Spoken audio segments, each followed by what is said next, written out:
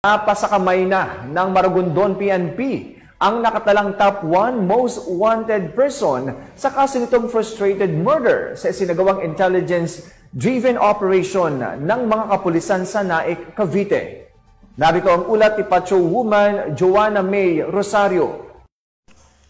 Arestado ang isang top 1 most wanted sa sinagawang intelligence-driven operation ng PNP sa Maragondon Municipal Police Station sa Barangay Halang, Naik, Cavite.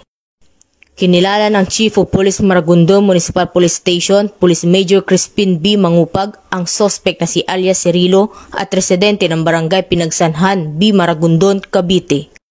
Inaresto si alias Cirilo sa bisa ng warrant of arrest sa kasong frustrated murder na may piyansang inirekomendang nakatakdang 24,000 pesos. Nasa kustudiya na ngayon ng BGMP, Cavite Police Provincial Office, ang suspect. Magtulong-tulong tayo at magpatuloy sa ating mas pinaigting na kampanya laban sa kriminalidad sa ating lalawigan. Mula dito sa Calabarzon, ako ang inyong Police News Network Correspondent, Patrol Woman Joanna May Rosario, alagad ng batas, tagataguyod ng balitang pulis. Maraming salamat, Patrol Woman Rosario.